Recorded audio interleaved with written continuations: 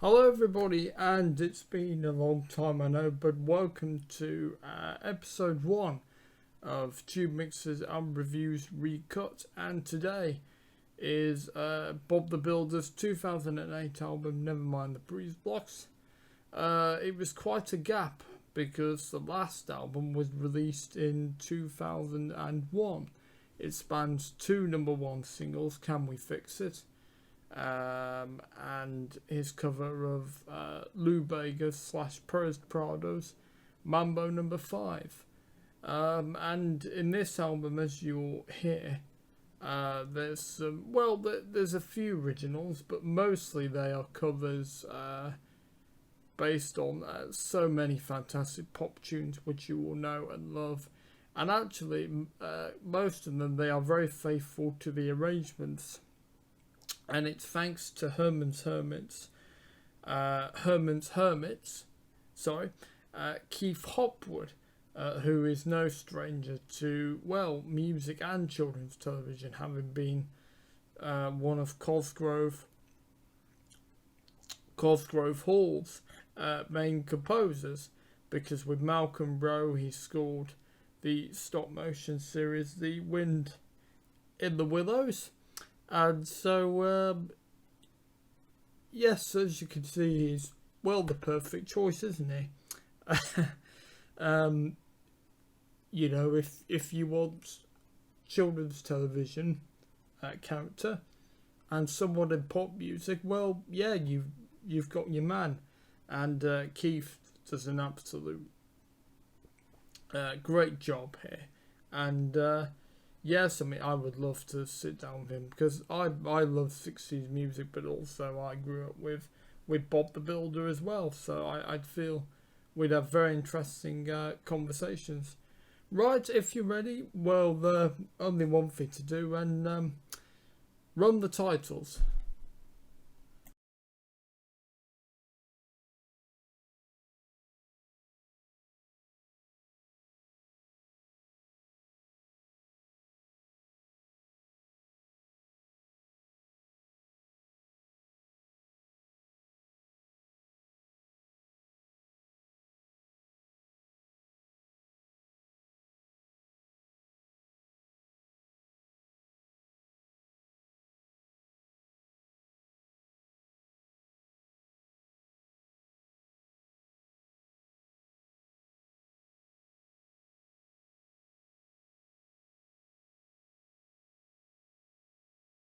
So, track 1 is Working in Sunshine, and it's based on Katrina and the Waves' 80s classic Walking on Sunshine. It's pretty much the same. The keys are a little different because, presumably Neil Morrissey and co. Can't hit the same notes that Katrina and the Waves could. So yes, it's a different key.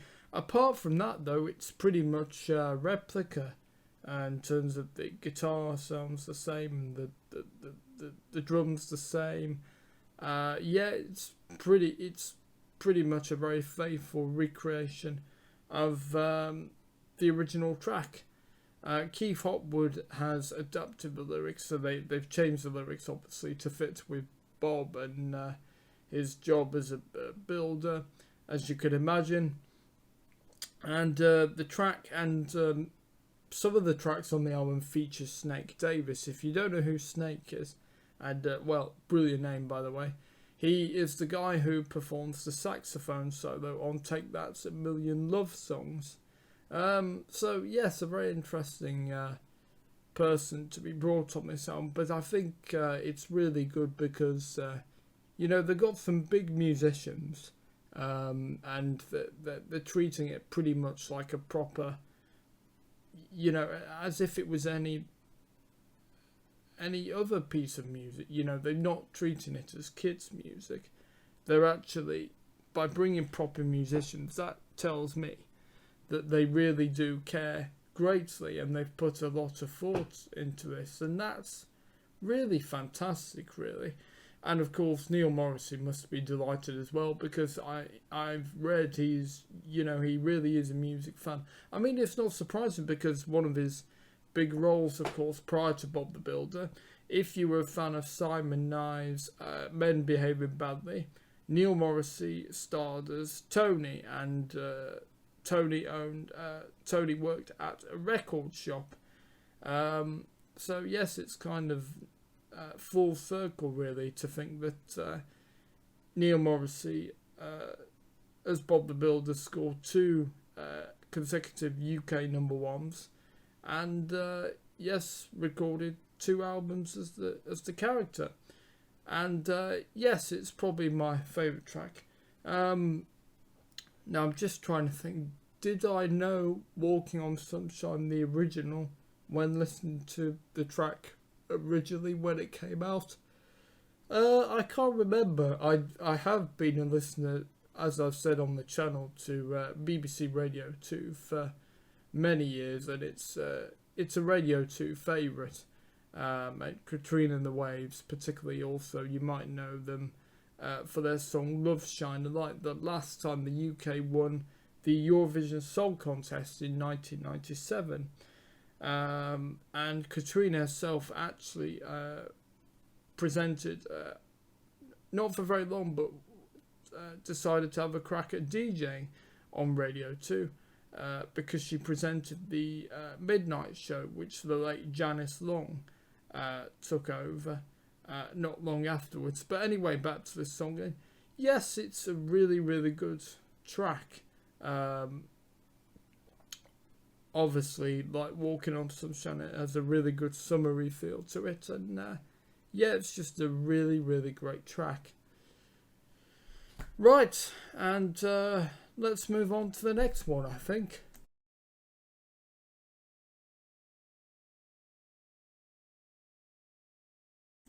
So track 2 is called Hey Wendy, and it's based on Bruce Chanel / DJ Otzi's Hey Baby. And it's quite funny actually, because I heard the song, well, the original, recently by Bruce Chanel. I was lucky enough to be invited to a prom, a school reunion thing, and it was fantastic. And what was so interesting was Bruce Chanel's Hey Baby came on, and now in the original, it's not on there. It was DJ Otzi that started that, but because that's become so imprinted, whenever people hear that song, everybody was doing that to the Bruce Chanel version, which I thought was very interesting. And the funny thing was, I heard Bruce Chanel on the radio on the way to the prom. It wasn't Hey Baby. I can't remember what it was called. It sounded very groovy though. Might have to have a listen to it. Tony Blackburn played it. The legendary Tony Blackburn played it on his golden hour on Radio 2. So anyway, back to this. And well, it's pretty much a recreation of the DJ Otzi version. Ozzy Otzi. Oh, yeah. I don't know. I always called him DJ Ozzy.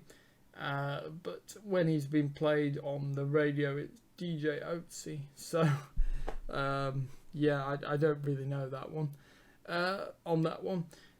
But anyway, yes, it's pretty much the same. The key is different. What it does have, though, is, well, it's pretty much the same, in fact, because if you remember DJ Otzi's, let's just go with that. If you remember his version of Hey Baby, you'll notice that, you know, there is another key change. And, yeah, yes, there is with this one. The only difference is the song just fades, so it doesn't just cut away. It fades. Whether DJ Otzi's Hey Baby, all the instruments stop and all you can hear is the clapping and the singing, and then the song finishes. But no, they don't do that. They just let it fade. So I jump a lot. So yeah, less likely to scare the living daylights out of me. But yes, it's a really fun track. I mean, Hey Baby is, you know, really popular one to have at parties. And yeah, it's just absolutely fantastic. And yeah, hey, Wendy, it works well. It helps that Wendy's name, you know, it really suits the song as well. And yeah, it's just brilliant. Is it my favourite track? I'm not sure. Um, Now, unlike Working in Sunshine / Walking on Sunshine, I did know Hey Baby because I yeah, used to listen to it on a Pop Junior CD, and I'm sure it must have played on Tiny Pop. I'm sure because it was really big during the noughties, that version. Um, so yes, I definitely knew that, and yes, I think that again they've done a very good job of replicating that. I mean the guitar, Phil Bush, his name is. Um, so yes, they pretty much matched it again, and you know, like I said, and I won't keep saying this, but it just shows you these musicians really do care, and they do put a lot of thought and time and effort to these recordings, and that's fantastic because it's kids' music and a kid's character. You know, you could easily drop the ball, but Keith Hopwood is clearly determined to, you know, really stay faithful to a lot of the original arrangements, and it's just absolutely fantastic. It really is. Right, let's move on to the next track.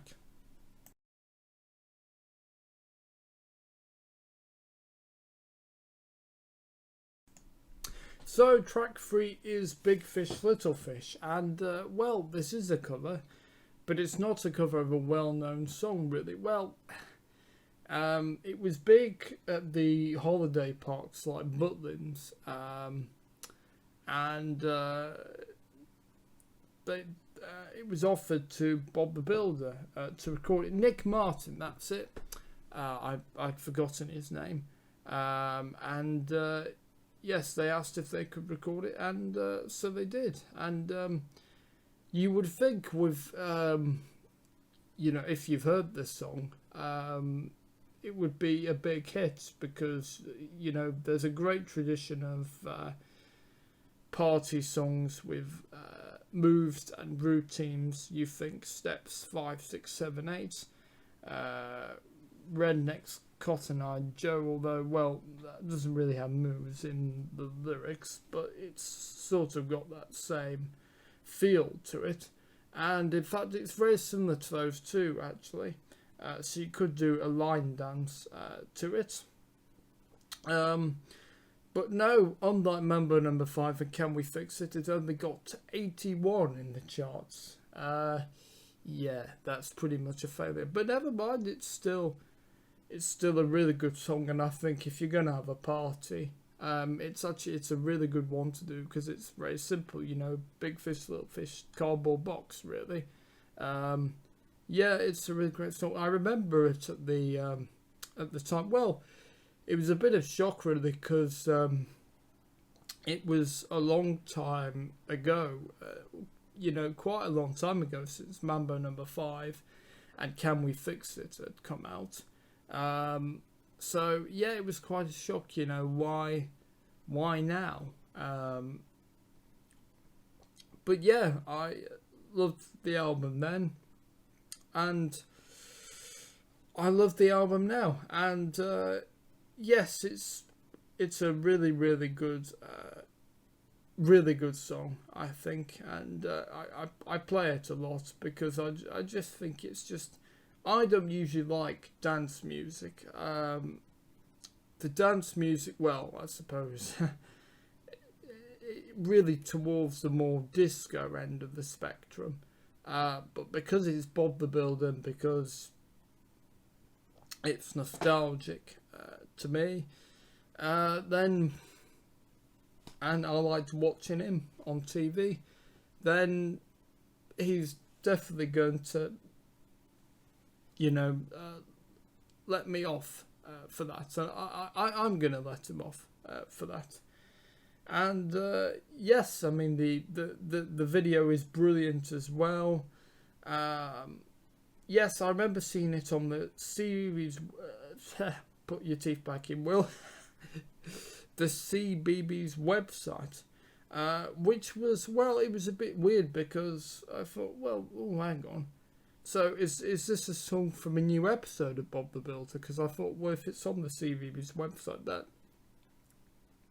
tells me it would be to do with the show.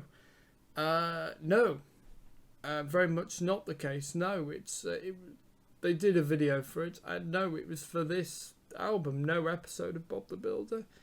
So that was very weird. Of course, when Can We Fix It Mambo number 5 came out, well, CBeebies didn't exist then. Although there is a clip on YouTube, actually, very briefly, of them showing the music video to Mambo number 5, which is very weird, and I don't remember a specific time for me watching CBeebies where they ever did that. Mostly because, well, the BBC are not really allowed to promote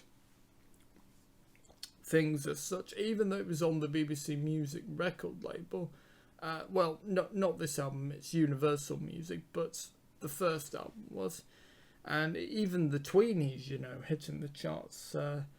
Yeah, very weird thing. But yes, anyway, back to this. So, if you like Cotton Eye Joe, if you like 5, 6, 7, 8...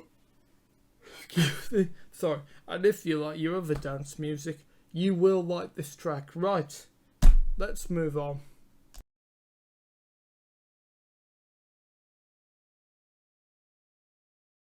So, track 4 is an original track, Nuts and Bolts and Nails and Screws, and it's not sung by Bob. No, it's meant to be sung by, well, a crew in Sunflower Valley, I guess, who just tell you sort of what Bob does, I suppose. It's like, well, this is going to sound a weird mix, and depending how old you are watching this, you might be a bit baffled by this, but it sounds a bit like a cross between The Scaffold and a country song. Now, obviously, I won't go too much into this, but just if you are confused, I will clear it up for you. So, The Scaffold were a band from Liverpool in the 60s who had a couple of novelty hits. The song Thank You Very Much, you might know it if you remember the old, if you're old enough to remember the old Cadbury's Roses adverts in the 70s and 80s. I think they used it. Well, they altered the lyrics. The original was released in the 60s, and Lily the Pink and stuff like that. In fact, one of the members, Mike McCartney, was Paul McCartney's brother, although he didn't use the name at the time because, well, as you could imagine in the 60s, you know, with Paul being part of, well, the biggest band ever in our time, the Beatles, and yeah, you would have had lots of comparison there, but he does use his real name now. And John Goldman, if you ever used to watch Tiswas in the 70s and 80s, the Saturday morning children's show on ITV, John Goldman, the lead singer, was a presenter, and in fact, they did a single actually. Credit to the four Bucketeers, him, Lenny Henry, Chris Tarrant, Sally James, Bob Carroll-G's. Yeah, I think that's all of them. And yeah, they did the Bucket of Water song, which is really hilarious and so brilliant. I recommend you do check that out. But yes, anyway, this track is a mix of The Scaffold and an old country song. It does a clarinet on this track. I'm not a fan of the clarinet, and I don't think it really adds anything, to be honest. What I do find funny, actually, is you hear a dog barking. Now, I presume that's Scruffy. Now, if you haven't watched Bob the Builder in years, again, I'll clear this up for you. Scruffy used to belong to Farmer Pickles on the farm, and Spud and Travis, yes, I'm sure you remember. So whether it's scruffy, I don't know, because these are sort of random people, if you like. They're not Farmer Pickles or anything. They're just literally just random folk. So yeah, I'm not quite sure on that. It's credited to Steve Wilson. He's one of the Ian Wilson. I don't know why I said Steve. Ian Wilson, who was one of the backing vocalists anyway, and he takes front and centre stage for this one. And Keith Hopwood plays ukulele. So yes, it's a lovely little track. I'll tell you what it is. It's a really sing-along track. It's the kind of one that, you know, if you were to do it with audience participation, I think they would really get on board with it. And the really good thing about it, it won't leave your head. It really gets stuck in your head, which is a good sign for a song. That's exactly what you want. You want it to be memorable, and you also want people to not get it out of their head, to not stop singing it. And yes, they've absolutely achieved that with this one. Right, let's move on to the next track.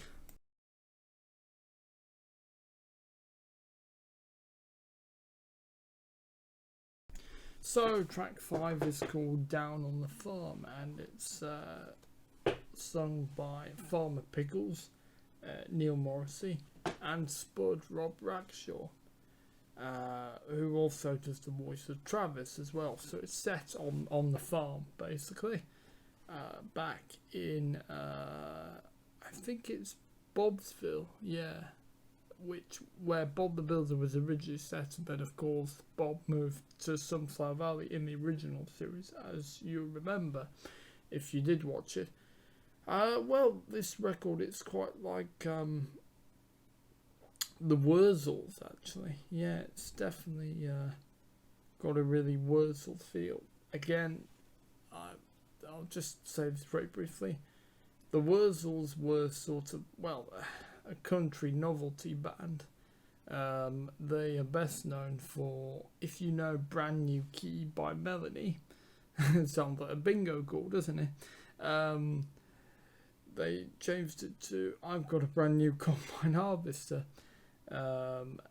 And yes, they're known for that. But anyway, so yes, it's got a really Wurzel feel. It's an original one, and it is one that you will never get out of your head. It's another good one, actually. Really, really good track. And, you know, like I said, you know, it's always good to have a track that's really memorable and that you feel you'll keep on singing for afterwards. And yes, it's good. Right, let's move on.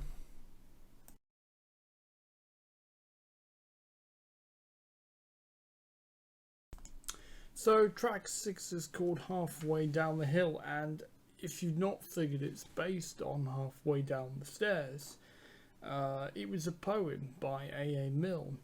I think now that we are 6, or now that we are very young, one of the two, it was then put to music by Howard Fraser Simpson. And it's, well, you may know it from the Muppets, actually, because on the first season of the Muppet Show, Kermit the Frog's nephew, Robin the Frog, performed by Jerry Nelson, performed it, and it actually got into the charts, which is really remarkable. And Joe, that's actually quite fitting because, well, of course, the Muppets are not complete children's characters, but for a children's character who did have chart hits to be singing another song by a children's character that did have a chart hit, well, it's kind of fitting. I don't think they would have thought that when they recorded it, but yeah, it's a very interesting one to do when they would go looking up songs that they could cover and repurpose. Why this one? It'd be very interesting to hear what Keith Hopwood, whether he likes the song or any of them thought we like the song and we'd like to do it. Yeah, very interesting. And well, the funny thing is, Packer, the character who sings it, I didn't see him until in a Bob the Builder episode, till after I heard the song. So I had no clue who Packer was at all. I didn't. I just didn't have the foggiest. So it was quite confusing, and I did think this song was a bit kind of, well, weird. I don't know why, because it's very simple, but yeah, no, it's very interesting. But like halfway down the stairs, if you heard it, it really does bring goosebumps to you. A song doesn't have to be complicated, you know. They're both very simple songs that's with simple lyrics that, you know, tell you, you know, what's the song is about, and you don't have to work it out really. Yeah, and so the main instrument is the piano. There's not much instruments. I think there's a few strings that join in towards the end, and yes. Yeah, it's quite funny to think a song that halfway down the stairs that was recorded by the great Gene Kelly would end up being repurposed for Bob the Builder. I don't think anyone could have predicted that. And wouldn't it be also funny if it did get into the charts again via this version? But no, I think the difference with, well, one, too much time had passed really. You know, since Mambo number 5 and Can We Fix It, they left it too late really. They should have just kept it continuing on. But of course it would be hard, you know, to sustain that success in terms of the music for Bob. In fact, they even in Mambo number 5, which is great listening to it now, they take the mick out of themselves really. You know, Spud says, like, is this the future music then? You know, they clearly are having fun, but they're also taking the mick out of their current success. Because they couldn't have imagined it. You know, Keith Chapman, the creator of Bob the Builder, you know, he must be still amazed, you know. He just set out to create a simple show which kids would hopefully love and, you know, be successful. But, you know, to span 2 albums and 2 #1 singles, I mean, it's amazing, isn't it? And the other reason why this wouldn't chart is, the thing is, people love the Muppets. There was a huge, you know, Muppet fever really when the Muppet Show aired. You know, you know, the Muppet Show album on vinyl actually did very well in the charts. So there was a huge Muppet fever, and of course, you know, I think a lot of the characters you could relate to.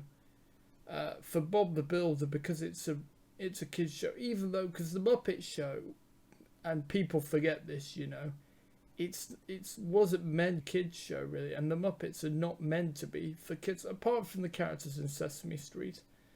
But the Muppet Show isn't really meant to be for kids because they have a lot of jokes for adults. And Jim Henson, the great Jim Henson, who we all miss and is just absolutely fantastic, wanted to be not just to appeal to kids but to everyone basically. And halfway down the stairs, well, I suppose it's not just about your favourite step, not what I interpret it from it. It's about getting old, I suppose, yes, and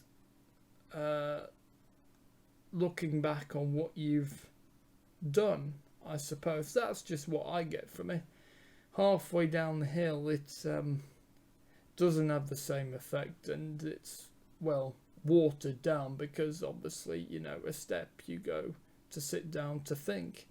A hill, well, I get why they've done it, because they've made it to fit with Bob the Builder, but it's yeah, it is watered down compared to. But if you did know halfway down the stairs, well, it wouldn't matter. But it's still a beautiful recording, and yeah, it's still a good one. Right, let's move to the next track.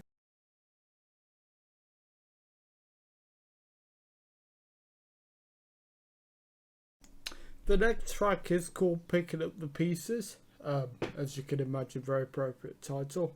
It's not the average white band instrumental. No, it's a completely different song. It's like a mix between Motown, indie rock, and country, I suppose. One thing that didn't occur to me before re-listening to this album is how Wendy, Kate Harbour's voice sounds like Dolly Parton at times. Yeah, she has got a very similar sounding voice to her. And also what I didn't realise is that how Wendy sounds so much like Dizzy. Now, Kate Harbour voices them both, or voiced them both in the show. But I didn't realise how much they sounded, because she does slip into the Dizzy voice a bit in certain sections of the song. The lyrics are very clever as well, because when the chips are down, because chips for wood as well, but also, you know, basically, you know, when times are tough, basically, and it's urgent, then you'll be there, basically. So yes, it's a very clever lyric. It's another original song, and I think it's a pretty good one. I remember my mum particularly liking it when played the CD, and she definitely liked it a lot. I think that's what's great about this album generally. You know, the music is so good, and yes, I know, say, well, it's Bob the Builder. Yes, it is, but the music is generally really good. I mean, there's so much variety of different styles and genres, and some, you know, some covers of some classics and some covers of some songs that maybe you might have forgotten. And yeah, but this track, the beat also reminds me of Jamie Cullum's "I'm All Over It," which was one of his big hits around the noughties. Jamie Cullum being, of course, well, sort of in the mould of Michael Bublé, a jazz pop singer songwriter. So definitely reminds me of that. But yes, it's a cross between that, I suppose, and country and indie rock. Yeah, and pop. It's a really good song. Kate Harbour does have a really good singing voice, actually, and it's great that Wendy gets to have a solo song, because on the previous album there was the blonde-haired gal in a hard hat. Which I thought was a bit hit and miss when I heard it. But no, this is definitely a really good one. Right, let's move on to the next track.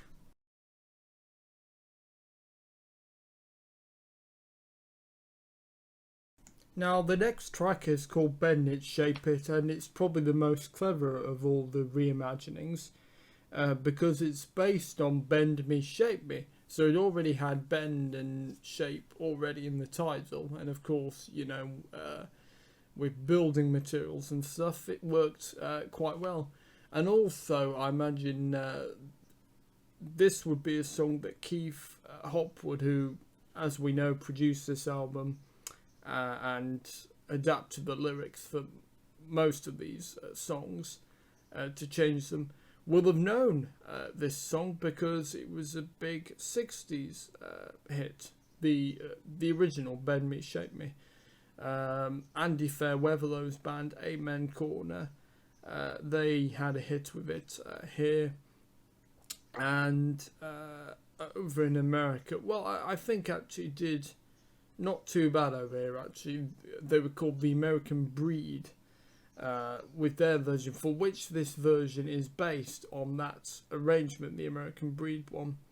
And one of the songwriters for Bend Me, Shape Me, and because they use some of the original lyrics, is Scott English. Now, Scott English wrote a song called Brandy. Now, if you don't know the song called Brandy, well, it would later be changed to Mandy. Big hit for one of my favourite artists, the legendary Barry Manilow. And in fact, I'll just tell you a little story that I read. He hated it when he first heard Mandy, until he discovered that how much the record Barry Manilow's was selling, he could buy several houses with it. So, yes, eventually he did like it, not surprising anyway. So back to this track, I think this is my favourite. Now, anyone who knows me personally knows that, well, I love 60s music, and I just love it. I think there's so much good music from that decade. And I can't remember if I actually knew Bend Me, Shape Me before hearing this, Bend It, Shape It. I'm not sure, because it's not one that you hear very often at all, and I don't think it would be the first thing that would come into people's heads of a 60s track. But it is a really great track. I do recommend you check out the American Breed version, because that is just fantastic. It's pretty much identical to this.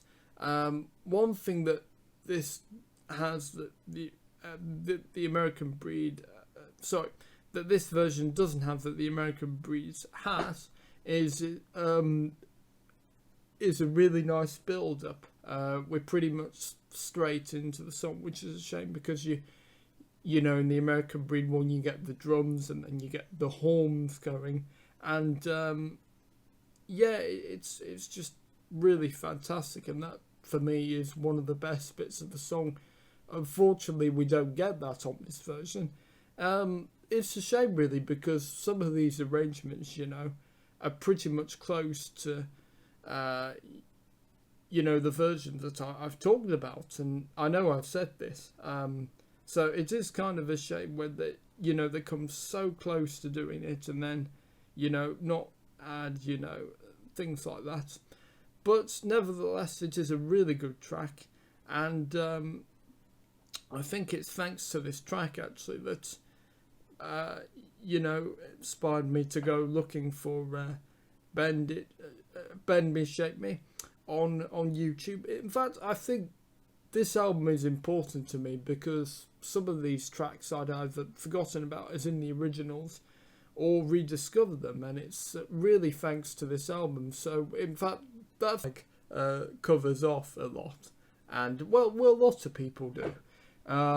But one thing that covers can really do actually is make people go looking for the original song and make them appreciate the original song and artist. So that's a positive to a cover actually. But yes, I think this is one of my favourite tracks on the album, along with Working in Sunshine. And yeah, I think pretty much all the tracks on this album I like. Anyway, let's move on.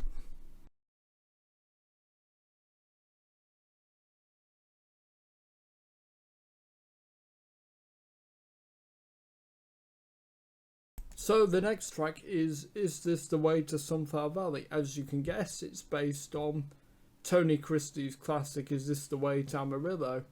And well, it's a shame that after so many of the tracks I've said, you know, they've pretty much replicated the arrangements to a T, really. That this sounds so synthesized, you know, like it's all effects on a keyboard, which is a shame, because one of the best bits of Is This the Way to Amarillo that really gets people excited, I think, is, you know, they have the build up with the the brass section in the Tony Christie original. And it's such a shame that, well, especially when you've got Snake Davis, who's on these tracks playing saxophone, and I think he's playing another a few other horn brass instruments. But yeah, so that's my one little criticism. Nevertheless, it's it's still good. And yes, and for after the video, well, sorry, at the end of the video, there is a connection between 2 tracks on the album and Peter Kay. What is that? Well, you'll have to find out at the end of the video. But yeah, it's a shame really, because you know, like I've said, the arrangements have been pretty much replicated on all the other tracks, and it's a shame that it's all, effects on a keyboard, synthesized. It's a real shame that, but yeah, never mind. Well, it's still a good track, and it still has the key change like the original does. Yes, and yeah, I suppose there's not really much more to say about this track, really. So yeah, I best we get I best we. Hang on, put your teeth back in. I guess we better move on.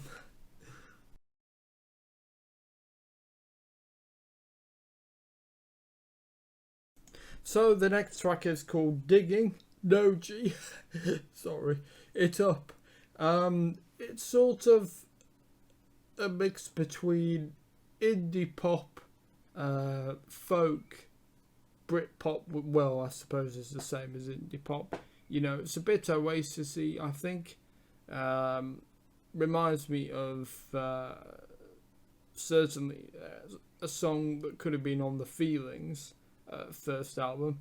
Admittedly, that's pretty much. Oh no, apart from the Arctic Monkeys, I suppose, that I know from the indie scene. Yeah, it feels like it could be a good stadium anthem, right in the concert, the crowd singing it. It's that kind of song. And in fact, there's loads of backing vocalists on it. There's, I think, a young children's choir as well on it. Yeah, it's a song sung by Scoop and Muck. It does what it says on the tin. They're digging it up, basically. What they do, basically. Yes, it will stay stuck in your head. It's an original song, and yes, it is. I think it definitely is a very strong track. Although I don't think we need a trombone on it. That just, to me, I don't think it was needed. I don't think it added anything. And I heard a harmonica. I don't think it needed that either. But apart from that, it's a really, really good track. And, I don't think there's any track that I would not listen to again, this album, because, well, one, it's, nostalgia, and two, the music is just so, so good. I think it's really top-notch quality. Right, let's move on to... I think we're on the final track.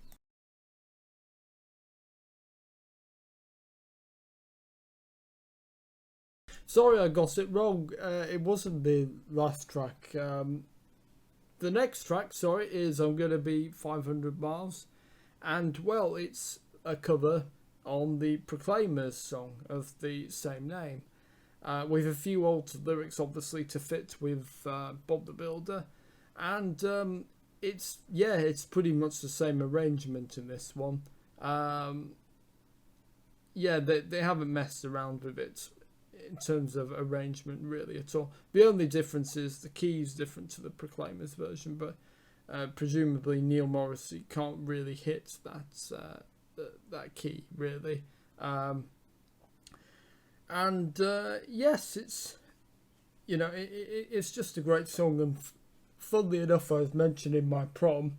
Well, that also came up. The Proclaimers, of course, not Bob the Builder. I think a lot of people would be quite shocked to hear that one. But yes, it's just a great song, isn't it? It's that, and Is This the Way to Amarillo? They're both party classics, of course. And oh yeah, and still to come, I'll tell you the connection between those tracks and Peter Kay and Bob the Builder. So that's still to come. But right, let's move on to the final track.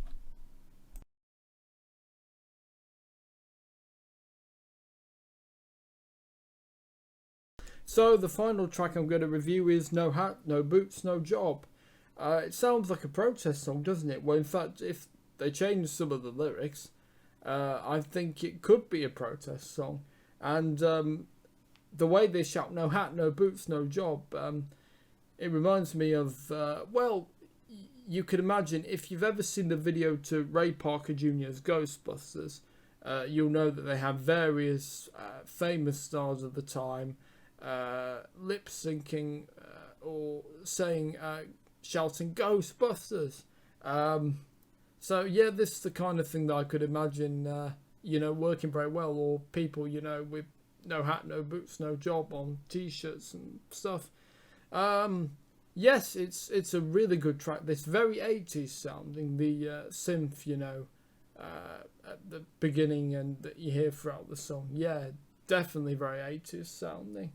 Yeah, I really love the track. It's really great.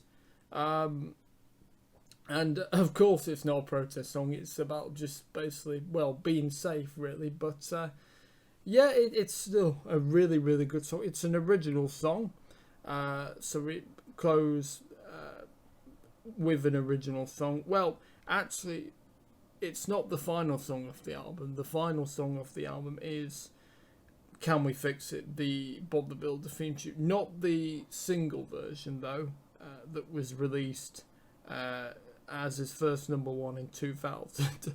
No, it's the TV version, basically. So the version they used as the TV theme. And basically, I bet you've all heard that before. So I didn't feel there was no point in reviewing that, really. So you'll probably understand why I've chosen to close with this track. So before I go, I told you that there was a connection between Peter Kay and Bob the Builder and this album. Well, one of the tracks was Is This the Way to Sunflower Valley, of course, originally being Is This the Way to Amarillo.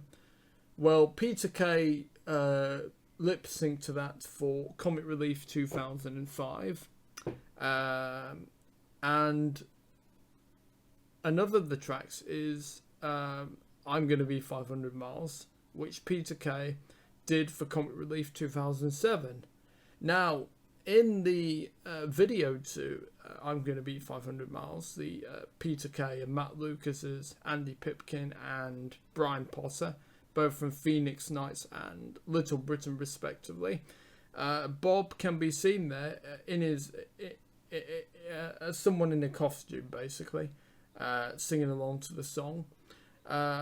A year after this album, Peter Kay would actually use Bob, along with lots of other children's TV characters, and to this day, I mean, watching that was just, I'm a nerd, really, of particularly, children's television. Well, all TV, really, and radio and music, but yeah, you get my point.